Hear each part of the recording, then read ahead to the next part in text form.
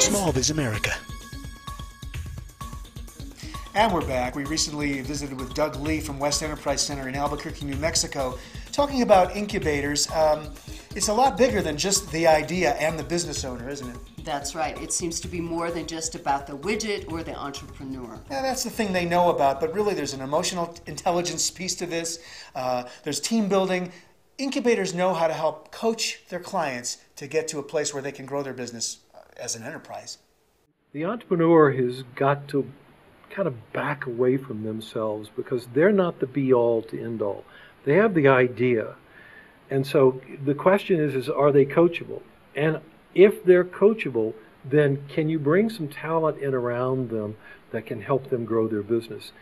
If the entrepreneur is willing to say, I don't know it all, and I've got to get a good team around me, then that's the entrepreneur that we really like to work with, and most incubators do. And so if we can get them to the point where they say, wow, I don't know enough about marketing, or I don't know enough about technology as in a CTO, or recognizing that a CFO, a Chief Financial Officer, is critical to the success and growth of this company, and I don't know about, if they're willing to embrace those ideas and kind of back away and let the baby go a little bit, then you've got a good entrepreneur. Where you end up stumbling is the entrepreneur refuses to allow anybody else around the baby. You know, David, not just any business can get into one of these incubators. That's right. They vet the inbound entrepreneurs very carefully to be sure they have a solid business plan. Much the way a movie starts with a script. Absolutely. It's the key and essential to their success. They have sat down and they've looked through the entire system of their business: marketing, management team, financial pro formas, competition, market opportunity. All of that they've looked at in advance of coming into the incubator, and we require it. You won't get in without that. So it tells me that they've done their homework. And then it becomes that finessing of the business plan and the finessing of the market ideas, and that happens inside of the business incubator. Yeah, we can do a SWOT analysis of strengths, weaknesses, opportunities, and threats, and find out where their problems are while they're in the incubator and bring resources around them. I really liked what Doug was saying about smart money. Yes, this concept of smart money is so critical. And what is smart money? An incubator can help guide an entrepreneur through that question. When do you raise money? From whom do you raise the money? And when is it the right time to give your precious equity away? Unless you go straight to Silicon Valley, you've got the following scenario. You start off with friends and family, and that is even your credit cards. And what you'll see is an entrepreneur that's just totally maxed out their credit cards, and they continue to look for capital because they know that this is going to work. Then from that point, you go to the angel community, and those are, and here in New Mexico, we have an extremely active group of high net worth investors that are looking for deals like this. So they go to the angels and say, is this something that you all might invest in? And that's where you start looking for smart money.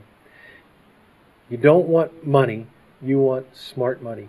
You want to have an investor that knows your vertical space, maybe been there and done that, loves technology, and wants to help you besides give you money. That's really the key. You know, small businesses have a high rate of failure, but those that work with an incubator have a high success rate. And Doug shared with us some amazing success stories.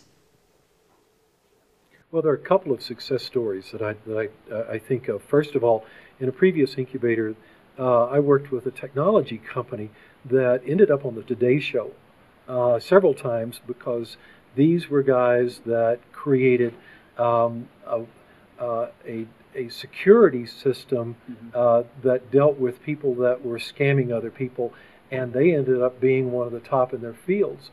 And second, another one here inside of our incubator here at the WESST Enterprise Center, we have a biotech company that has developed a technology to detect early stage lung cancer.